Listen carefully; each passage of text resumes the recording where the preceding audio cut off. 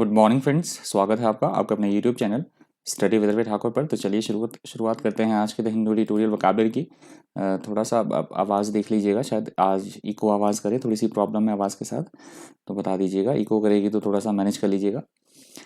हमारा आज का पहला वर्ड है एडिटोरियल से एंटी ट्रस्ट। एंटी ट्रस्ट यहाँ पे एडजेक्टिव की तरह यूज़ हुआ है। एंटी ट्रस्ट का मतलब होता है कंपनियों को गलत तरीके से चीज़ों को दाम बढ़ाने के खिलाफ जो कानून बनाया जाता है उसे बोला जाता है एंटी ट्रस्ट।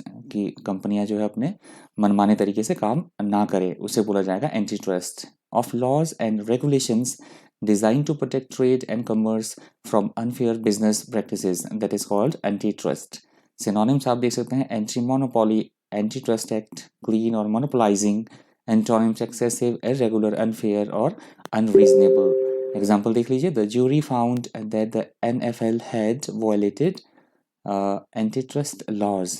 तो किसी तरह की कोई ज्यूरी थी, कोर्ट की ज्यूरी ने ये पाया कि NFL कोई कंपनी है, उसने वॉयलेट किया है, जो इस तरह के एंटी ट्रस्ट कानून लॉज बनाए गए हैं उसका उन्होंने उल्लंघन किया है।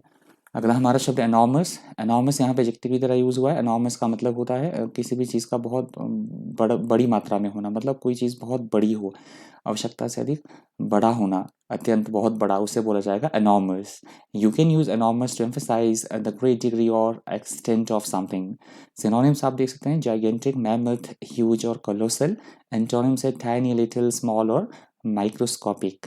एग्जाम्पल देख लीजिए। She wields enormous power in the company. तो किसी महिला की बात हो रही है कि किसी कंपनी में बहुत अधिक उसके हाथ में पावर है, बहुत ज़्यादा वो उसमें प्रभु मतलब अपना अस्तित्व रखती है, बहुत ज़्यादा पावर है उसके हाथ में काफ़ी सारी डिसीजंस लेने की। अगला हमारा शब्द है स्निपेट्स। यहाँ पे नाउन की तरह यूज़ हुआ है। स्निपेट्स का मतलब होता है किसी भी चीज़ की एक छोटी सी जानकारी का टुकड़ा। जैसे मैंने इमेज भी आप देख सकते हैं लगाई है, तो इसे बोला जाएगा snippets. A small piece of something. S T H का मतलब समझ लीजिएगा, बहुत ज़्यादा यूज़ हुआ है। STH मैं कई बार शॉर्टकट में लिख देता हूँ। इसका मतलब होता है समथिंग, समथिंग स्पेशली इंफॉर्मेशन और न्यूज़। सिनोनिम्स आप देखते हैं फ्रेगमेंट, स्क्रैप, स्निप, पीस और स्नैच। एंटोनिम्स है होल, लेंथन, बेस और कोर। एग्जाम्पल देख सकते हैं आप। It has also complaint that it does not get paid for the news snippets. तो ये बातें जो कही गई है न्यूज़ के बारे में, और मतलब ये जो एडिटोरियल ही पूरा दिया है गूगल के बारे में दिया गया है, तो एग्जांपल भी मैंने एडिटोरियल से ही उठाया है कि इस तरह से भी कंप्लेंट की गई है कि उन्हें जो न्यूज़ की छोटे छोटे न्यूज़ की स्निपेट्स होती हैं, ये इस तरह से जानकारी होती है, उसके उसके भी उन्हें पैसे नहीं दिए जाते। अगला हमारा शब्द है यूनिलेटरली। यूनिलेटरली यहाँ पे एडवर्ब की तरह यूज हुआ है। यूनिलेटरली का मतलब होता है चीज़ों का एक तरफ होना, वन साइडेड होना, उसे बोला जाएगा unilaterally. Involving only one part of side. Synonyms आप देख सकते हैं one sided, one way, lop sided, partial और सिंगल। एंटोनिम्स है बायलेटरल, म्यूचुअल, मल्टीलेटरल और जॉइंट। एग्जाम्पल आप देख सकते हैं। To solve the problem our point of view has become unilateral. कि किसी समस्या के हल के लिए कोई प्रॉब्लम सॉल्व करनी है तो हमें जो हमारे विचार थे, पॉइंट ऑफ व्यू था, हमने उसको एक तरफ कर दिया, एक तरफा हमारे विचार हो गए प्रॉब्लम को सॉर्ट आउट करने के लिए। अगला हमारा शब्द है आर्बिट्रेरिली। आर्बिट्रेरिली यहाँ पे एडवर्ब की तरह यूज हुआ है। आर्बिट्रेरिली का मतलब होता है जिसपे किसी भी तरह का कोई नियंत्रण ना हो, स्वेच्छाचारी होना, अपने मनमाने ढंग से काम करना, that is called arbitrarily. If you describe an action, rule और decision as arbitrary, you think that it is not based on any principle, plan or system. It often seems unfair because of this. Synonyms आप देख सकते हैं random, dictatorial, capricious और autocratic. Antonyms है circumspect, rational, fair और reasonable. Example आप देख सकते हैं arbitrarily arrests and detention without trial were common. तो आजकल जो है ये मतलब मनमाने ढंग से जो डिटेंशन किया जाता है, जेल में डाल दिया जाता है बिना किसी ट्रायल के, बिना किसी केस चलने से पहले ही लोग मतलब जेल में डाल दिया जाता है। ये कॉमन चीज़ें हैं आजकल। अगला हमारा शब्द है इंटरवेंशन। यहाँ पे नाउन की तरह यूज़ हुआ है। इंटरवेंशन का मतलब होता है किसी भी काम में किसी तरह की कोई रुकावट पैदा करना, कोई व्यवधान पैदा करना या फिर हस्तक्षेप करना, उसे बोला जाएगा intervention. The act of intervening as a mediate a dispute, या फिर मध्यस्थता करना किसी भी तरह के झगड़े में, उसे भी बोला जाएगा इंटरवेंशन, मतलब बीच बचाव करना। सिनोनिम्स आप देख सकते हैं इंटरफेरेंस, इंटरसेशन, इंटरपोजिशन और इंट्रूजन। एंटोनिम्स है non interference, non intervention, challenge और एडवांटेज। एग्जाम्पल आप देख सकते हैं after a certain point medical intervention may be necessary. तो किसी पेशेंट की बात हो रही है कि किसी एक सर्टेन पॉइंट के बाद जो मेडिकल इंटरवेंशन है, इस तरह की जो मतलब हस्तक्षेप है वो करना पड़ेगा, इनको मेडिकली हेल्प की आवश्यकता होगी। अगला हमारा शब्द है इनकन्क्लूसिव। यहाँ से दूसरे एडिटोरियल का हेडिंग आप देख सकते हैं। इनकन्क्लूसिव का मतलब होता है ऐसी कोई चीज़ जिस पे किसी भी तरह का कोई फैसला ना हो, मतलब अंतिम रिजल्ट तक हम ना पहुँचे। अनिर्णायक या अधूरी कोई चीज़ होना, अनसर्टनिटी हो जिसके बारे में, that is called inconclusive. If research और evidence is inconclusive it has not proved anything. Synonyms आप देख सकते हैं इनडिसाइसिव, एम्बिग्यूअस, इंडेफिनिट, अनसर्टेन और वेग। एंटोनिम्स है कंक्लूसिव, सर्टेन, डिसाइसिव और डेफिनेट, फाइनल। एग्जाम्पल आप देख सकते हैं research has so far proved inconclusive. तो किसी तरह के संशोधन, शोध की बात की जा रही है, रिसर्च की बात की जा रही है कि अभी तक जो सर्च हुई है, रिसर्च हुई है, वो अभी तक अधूरी या निर्णायक, अनिर्णायक साबित हुई है। अगला हमारा शब्द अमास्ट, यहाँ पे एडजेक्टिव की तरह यूज हुआ है। अमास्ट का मतलब होता है किसी भी चीज़ का बहुत बड़ी मात्रा में इकट्ठा करके रखना, जमा करना, एकत्र करना, इकट्ठा करना, that is called amassed. If you amass something such as money or information, you gradually get a lot of it. Synonyms आप देख सकते हैं gathering, collecting, accumulation, collection. Antonyms है dissipate, spending, allocate और apportion, apportion. एग्जाम्पल आप देखते हैं we have amassed a lot of information on the subject. तो किसी तरह के विषय के बारे में हमने बहुत सारी जो जानकारी है वो इकट्ठी कर ली है। अगला हमारा शब्द नाइव, यहाँ पे एडजेक्टिव की तरह यूज हुआ है। नाइव का मतलब होता है किसी भी काम में नया नया होना, या फिर ऐसा पर्सन जो कि, ऐसा व्यक्ति, ऐसा पर्सन जो कि सीधा साधा हो, निष्कपट हो, भोला भाला हो, उसे बोला जाएगा naive. If you describe someone as naive you think that lack experience and so expect things to be easy और पीपल टू बी ऑनेस्ट और काइंड।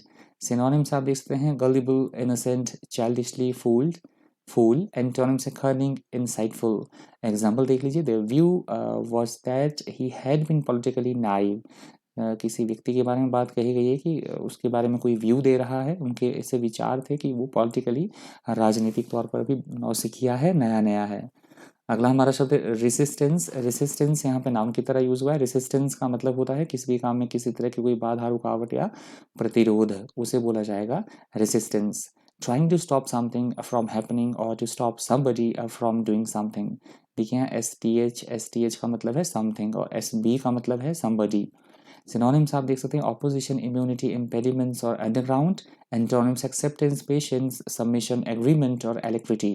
एग्जाम्पल आप देख सकते हैं the government troops overcame the resistance of the rebel army. तो इस तरह से जो हाँ, सरकारी जो ट्रूप्स हैं, सेनाएं थे, मतलब आर्मी ने जो क्या किया, रिबल आर्मी के द्वारा, जो रिबल आर्मी थी उनके द्वारा जो बाधा उत्पन्न की गई थी, रेसिस्टेंस, रेसिस्टेंस देखिए यूज हुआ है, जो बाधा उत्पन्न की थी उन्होंने उसे ओवरकम कर दिया, जो सेनाएं थी। अगला हमारा शब्द है स्टॉन्च। स्टॉन्च यहाँ पे एडजेक्टिव की तरह यूज हुआ है। स्टॉन्च का मतलब होता है एकदम से अपने जगह पर अड़े रहना, अपनी बात पर टिके रहना, कट्टरता दिखाना, पक्का होना, निष्ठावान होना किसी चीज़ के प्रति, उसे बोला जाएगा staunch. Believing in somebody, something और supporting somebody, something very strongly. Synonyms आप देख सकते हैं steadfast, loyal, faithful, devoted. Antonyms है डिसलॉयल, इरेजोल्यूट और इरेजोल्यूट, ट्रेटर्स और unreliable.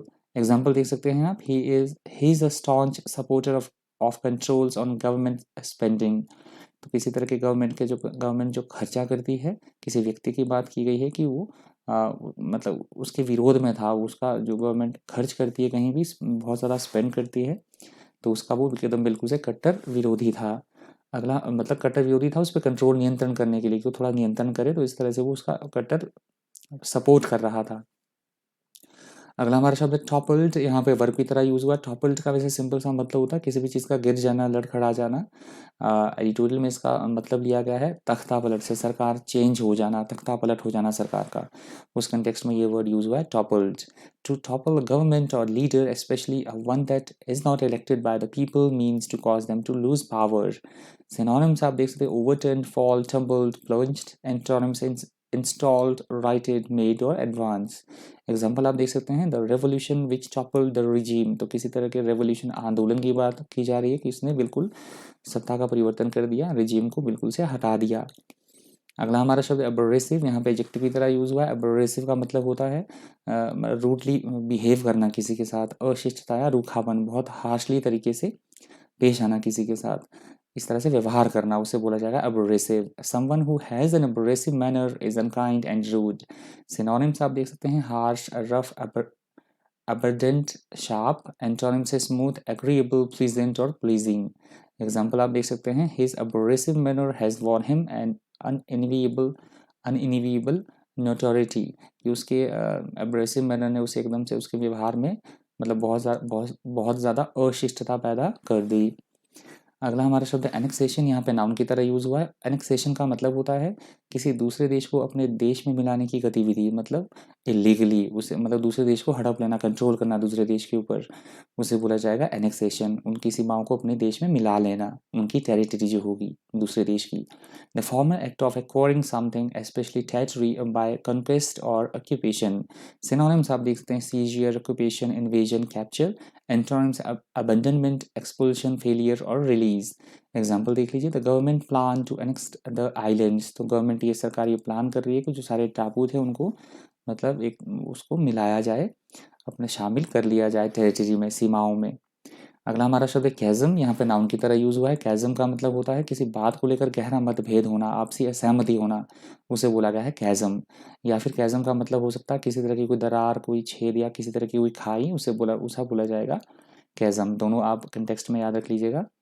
If you say that there is a chasm between two things or between two groups of people, you mean that there is a very large difference between them. That is called chasm. Synonyms आप देख सकते हैं, abyss, gulf, gorge, breach और gap। Antonyms है closure, junction, closing और concluding। Example देख लीजिए, the chasm that divides the worlds of university and industry। तो इस तरह की खाई, इस तरह की मतभेद जो कि अलग अलग करता है किसको, यूनिवर्सिटी और इंडस्ट्री को। तो ये वर्ड आज के द हिंदू ट्यूटोरियल वोकैबुलरी का अंतिम शब्द था। आई होप आपको सेशन फ्रूटफुल लगा होगा, इन्फॉर्मेटिव लगा होगा। डॉक्यूमेंट की पीडीएफ के लिए आप मुझसे टेलीग्राम ग्रुप पे जुड़ सकते हैं। तो चलिए फटाफट से रिवीजन कर लेते हैं, हमने जितना वोकैब किया उसका हम रिवीजन करते हैं जल्दी से। हमारा जो पहला वर्ड था वो था एंटी ट्रस्ट। एंटी ट्रस्ट मैंने आपको बताया था, यदि कोई कंपनी गैर कानूनी तरीके से अपने प्रोडक्ट को जो है उनकी इसकी कीमतें बढ़ा देती है, तो उसके खिलाफ जो कानून होगा उसे बोला जाएगा एंटी ट्रस्ट लॉ।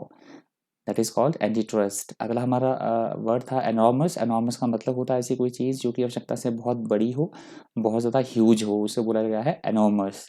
अगला हमारा शब्द है स्निपेट्स। स्निपेट्स का यूज़ यहाँ पे गूगल की सेंस में होता है, जो छोटे छोटे, ये आप स्क्रीनशॉट टाइप देख रहे हैं, जो छोटी छोटी इन्फॉर्मेशन होगी उसे बोला जाएगा स्निपेट्स। अगला हमारा शब्द है यूनिलेटरली। यूनिलेटरली का मतलब होता है एक तरफा होना चीज़ों का, केवल एक ही पक्ष देखना किसी भी चीज़ का, उसे बोला जाएगा यूनिलेटरली, एक तरफा। अगला हमारा शब्द है आर्बिट्रेरली। आर्बिट्रेरली का मतलब होता है किसी भी नियम या कानून का पालन ना करना, अपनी मनमर्जी करते रहना, स्वेच्छाचारी, उसे बोला गया है आर्बिट्रेरली। नेक्स्ट हमारा वर्ड था इंटरवेंशन। इंटरवेंशन का मतलब होता है किसी भी काम में किसी तरह की कोई रुकावट पैदा करना, व्यवधान पैदा करना। नेक्स्ट हमारा वर्ड था इनकन्क्लूसिव। इनकन्क्लूसिव का मतलब होता है किसी कोई हम काम कर रहे हैं उसका कोई भी नतीजा ना निकले, मतलब फिजूल में ही, मतलब अधूरा रह जाना, अनिर्णायक, उसे बोला गया है इनकन्क्लूसिव। अगला हमारा शब्द था अमास्ट। अमास्ट का मतलब होता है चीज़ों का बहुत बड़ी संख्या में इकट्ठा करना, किसी चीज़ का आवश्यकता से अधिक होर्डिंग करना, किसी चीज़ की एकत्र करना, इकट्ठा करना, दैट इज कॉल्ड अमास्ट। अगला हमारा शब्द था नाइव। नाइव का मतलब होता है ऐसा व्यक्ति जो किसी क्षेत्र में नया नया हो, नौसिखिया, अनुभवहीन या फिर भोला भाला व्यक्ति, निष्कपट, उसे बोला गया है नाइव। अगला हमारा शब्द है रेसिस्टेंस। रेसिस्टेंस का भी मतलब होता है किसी भी चीज़ में किसी तरह का कोई व्यवधान, अवरोध, रुकावट, उसे बोला जाता है रेसिस्टेंस।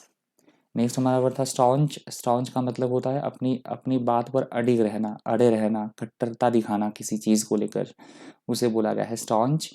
अगला हमारा शब्द है टॉपल्ड। टॉपल्ड का मतलब होता है वैसे लड़खड़ा कर गिर जाना, यहाँ ट्यूटोरियल में इसका यूज़ हुआ था सरकार के गिर जाने की सेंस में, सरकार का तख्ता पलट होना, that is called toppled.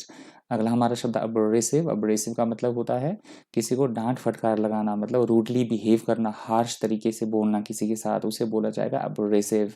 Next हमारा वर्ड था एनेक्सेशन। एनेक्सेशन का मतलब होता है ज़बरदस्ती, फोर्सफुली दूसरे देश की सीमाओं को अपनी देश में मिला लेने की प्रक्रिया को बोला जाता है एनेक्सेशन। और लास्ट हमारा वर्ड था आज के हिंदू ट्यूटोरियल वोकैबुलरी का कैज़म। कैज़म का मतलब होता है विचारों में आपसी मतभेद होना, मतलब असहमति होना, बात किसी भी चीज़ को लेकर आपस में ना बनना, अनबन होना, उसे बोला गया है कैज़म। या फिर कैज़म का मैंने आपको मतलब बताया, दरार, गहरी खाई, उसे भी बोला जाएगा कैज़म। तो आई होप आपको आज का सेशन फ्रूटफुल लगा होगा, इन्फॉर्मेटिव लगा होगा। डॉक्यूमेंट की पीडीएफ के लिए मैंने बता ही दिया आपको, टेलीग्राम ग्रुप पे आप जुड़ सकते हैं, और टेलीग्राम ग्रुप का लिंक मैं इसी वीडियो के डिस्क्रिप्शन बॉक्स में भी डाल दूंगा, तो आप इसी वीडियो के डिस्क्रिप्शन बॉक्स में जाकर टेलीग्राम ग्रुप के लिंक को एक्सेस कर पाएंगे। और प्लीज़ वीडियो को पूरा देखा करें, एटलीस्ट 50% तो देखा कीजिएगा, क्योंकि तभी यूट्यूब का एल्गोरिदम होता है कि तभी मेरी जो वीडियो की रीच है वो ज़्यादा से ज़्यादा रीच होगी और ज़्यादा से ज़्यादा व्यूज़ मुझे मिल पाएंगे। तो इतना सा प्लीज़ फेवर कर दीजिएगा, वीडियो को लाइक कर दीजिएगा और दूसरा एटलीस्ट 50% तक वीडियो को देख लिया कीजिएगा। यदि आपने यहाँ तक सुना है तो आपने 100% ही देख लिया होगा, पर फिर भी प्लीज़ 50% देख लिया कीजिए वीडियो को। तो इस वीडियो में इतना ही। इसी तरह के इन्फॉर्मेटिव वीडियोज़ के लिए बन रही है चैनल पर। Thank you, thanks for watching.